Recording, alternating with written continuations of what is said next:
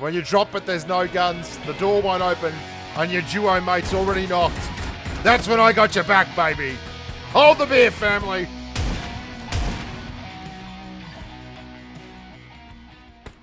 Well, hello there, humans, hippies, earthlings, whoever you are, wherever you are, whatever you're doing, and if you're lucky enough indeed to be doing it too, welcome back to channel, you red-hot raving grubs. Today, we're going to be doing a video on late and mid-game positioning. Basically a video that's going to give you an idea on how I position myself around the map to look so pretty and do such wonderful things. Now, before I go any further, I just want a heads up on the ESL Mobile Open. The final stages of qualifying are coming to a close. There are great opportunities out there for those of you who want to go to this URL here and sign up. Get yourself a squad of mates. You can play up to 5 games of competition, PUBG Mobile 4 times a week. Now, to get into that, you've just got to click on the link that is in the description below or copy it from the screen here. And look, I believe in you. I believe you can do it. You can produce that excellent quality PUBG Mobile content. I've got faith in you, humans. Then you can get all the way through to the finals at DreamHack Atlanta, Dallas, or New York, where you can have a big share of that 300k prize pool. Remember, you must be in the United States of America to take advantage of this wonderful opportunity. Now, the first thing you're going to notice here is I'm short-sighting along the edge of the zone and basically using the zone to push in. Now, that's a given. I've done a video on that. It was very successful. It was probably too long for that one thing, but I was only just starting out in PUBG Mobile, and I thought I discovered it was a bit of a eureka moment for me, right? So the zone is pushing, and I'm using that zone to clear. I'm basically pushing along the edge of the zone line and watching to the right, because honestly, this late in the game, there's 11 people left alive. Anyone that's in that blue is taking big ass amounts of damage, and as such, they're probably not going to be in there for long. And I've spotted the target. And this is a mistake by me. One of the big problems that I have with late game stuff like this is one of the times when I should be using a suppressor, and I often will get rid of suppressors in favor of compensators, because compensators are the best attachment for helping your gun handling. The problem with what I've just did there is it's alerted everyone, and I make my mistake, and then I realize it's a mistake, and I switch back to a suppressor on that QBZ, and that doesn't matter now. They all know I'm here, so I'm just going to go for the gun that's most likely to get me the kill now. If I had to use the suppressor, this would probably be a lot easier. And I'm moving cover to cover. So the two things that we've seen there straight away: try and be a little bit stealthy towards the end of the game. Obviously, that's good if you can, but if you can't, just use the gun that's going to knock them out nice and easy. That's why I went to the compensator on the AR. Use the zone line to flush towards you. That's a great one, and that guy got pushed by the zone just like I was getting pushed by the zone. And because I'm short-sighted on the zone, by that I mean in the area that is closest to the edge of the circle, the zone is moving slowly for me, whereas the further away from the edge of the circle the zone line is, the faster that blue line moves. Never take for granted that you have seen everything, because we all know, like, you think not everyone thinks like you do. So I'm very aggressive as a rule in the game, because that's how I find enjoyment in the game. I like the confrontation. I like the challenge. But not everyone is like that. So make sure that even if you feel like you've cleared off on an area, you can never be 100% certain. You can never just say, hey, I have cleared that area, because it's quite often areas like the rocks and the trees and the grass where people will just lie down and be passive. And that's their tactic, and that's valid. Some people have worse devices than I do. Some people have poor internet connections. Some people are just starting to learn the game. That's all going to combine to create an atmosphere that is not 100% certain. That's another big benefit of PUBG Mobile. I mean, we love the game because there is an adrenaline charge. When you win, you get the endorphins, and it makes you think. It makes you work it out. A lot of people will have a go at you for playing games like they used to when I was growing up. Chess is a game. I mean, this is just, for me, another version of chess. Tactically, you've got to think ahead, you've got to use your brain, and you've got to be smart. Now, I am being very, very aware of where people are here, and there you go. That's the joy of using a suppressor, because that guy, he didn't use a suppressor on his long-range shot, and that got him nutted. Now, I can hear that M24. That's Excalibur 0721. He's up there. So there's 4 people left. There's one bloke up there. There's me. That leaves, he was shooting at someone who has to be down probably, if I'm honest, to the northwest. So that's 3. The play zone just got 1. I'm pretty certain that I know where the last 2 guys are. So there's one above me with an M24. There's one down to the northwest who was getting shot at. And there's me.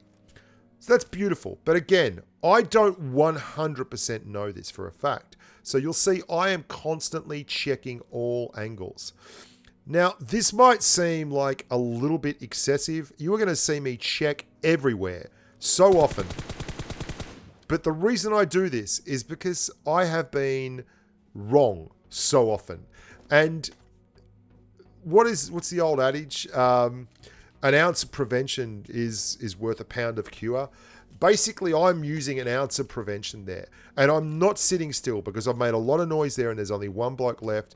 And that means that I'm worried that he is going to see me. So while I'm looting, I'm still moving around an awful lot. Now, my positioning here is key. I'm staying on the edge of the circle. I like the edges. Mid-game, I can understand, like when it's not compressed and not condensed, I'm quite happy for someone to go to the middle of the circle. Fair enough. There's no hard and fast rule that says you can't. And if the circle's friendly to you, going to the middle is probably the best thing you can do, because a friendly circle when you're in the middle, it's like happy days. It's all happening. Now, I've seen this guy down there. I've spotted a little bit of movement, but I'm just going to break that off because he doesn't move. And I end up just coming over here, and the rock that he was behind that you saw previously, he is still behind now. So we just launch an artillery barrage and we get the win. Now I'm going to show you another game now. And this time I'm going to be with my good amigo Swiss Cheezel in a duos versus squad situation. And there's a very interesting move that we make that really does give us a chance at winning the game. Now, this is absolutely mid-game. It's been a very, very typical Sanhok hot drop. So there's a lot fewer people about. And there are people down there on the other side of that road. Now, the key here is you can see the circle is moving. That guy, we were very suspect of that guy because he's firing like, I don't know, a 150, 175 meter M416, and he's doing it very, very accurately on full auto. It's an interesting one. So Swiss and I are very worried about crossing this road. But the problem is if we don't cross this road and the circle shrinks, which it actually does, then we're going to end up crossing the road inside a blue line. Now, I talked about people being in the middle of the circle before, and one of the reasons I don't like running the middle of the circle is because if you run the middle, and you can see him, he's all the way down there, hey, and I nail him a couple of times with the 6 times and the QBU. Back him off, and then I go get Swizzle up. If you run the middle of the circle, you can often get caught between multiple groups, okay? And I've had people, and I think just getting in a house in the middle of the circle, it's a tactic that'll work. I can't think of much more boring than sitting in a house in the middle of the circle, personally. But here comes the squad. Now, they are going to knock Swizzle. I'm going to knock one of them. They are then going to get cleared from the guys behind. And I'm being aggressive here. Okay, so I knock one. Watch this. The guys behind are going to clear them. You can see someone actually hit the other bloke, knocked him, and killed him actually outright so that his partner that I'd knocked died. So then we know those guys are still down the end. So we're going to go way down the edge of the circle. Now, there's 3 of them left. We're pretty certain that's one squad. We're going to go all the way down here on the short side of the circle and run into that village and get to another angle. And this is a lot like I was doing in the last game alone, but now I've got Swiss with me, so it's a lot easier to keep an eye on the rest of the map. Going in the middle of the circle, if you get pushed by someone from the edge, late game to mid game, then you can end up with people on both sides of you. If you're on the edge of the circle, it's very, very hard for you to get pushed from anywhere but in front of you. And that's one of the reasons why I love the edge. I don't mind the engagements. I just don't want to have engagements from multiple directions at once. It's doable, and I'm not saying it's not doable, but you can see that we have been able to manufacture a very decent entry point here. Rather than having to come in from a wide open flank to the north, we've hooked all the way around here, and we're now going to go and place a bet on the circle going low. Unfortunately for us, it goes high, which is a rough gig, but that's what you get in the big jobs. You can't always be sure of having an absolutely perfect run into it. Now, we just basically sit behind this rock. We're very comfortable here. Eventually, I have a little poke out, and I think that I see someone down there, so I'm going to go out, tap him once in the head, and he thinks better of looking again. There we go, we get a head tap, and we come back out, and he's like, whatever, dude, I'm not coming out of that. There's no reason for it, and he's right. They've got the circle again. The circle has gone to that squad again. Now, this here is just a brawl. But one of the things we do is give ourselves an opportunity to win it by using our Grens and things to basically get up the map. So you can see what we're going to do here. Swiss is going to move a little bit way around to the right and hold just at the top edge there. I'm going to chuck an arseload of Grens. Swiss is going to chuck a molly there. And then we're going to move around to the right. We're going to back these guys off. We're going to give ourselves some breathing room. Which is really important when you're assaulting into a fixed position like this and they know where we're coming from. The last thing we want to do is be moving around here and have 3 guys push over the top of the mountain. So that was pretty much exactly what we expected. They're right on the edge of the cliff face behind a rock just down here to our southwest. And you can see that little hit marker there. I'm just making sure it's not from below. It's absolutely up top. Now, Swiss is one of the few humans who'll grab flashbangs. He actually uses flashbangs to flashbang me while the game is going on. It's very frustrating, but this is a great flashbang. He's going to flashbang this rock, then strafe out, get 1 knock, and then I'm just going to push around and basically spearhead this. And I hurt him so bad with that last burst that the next tick of the blue zone finished him.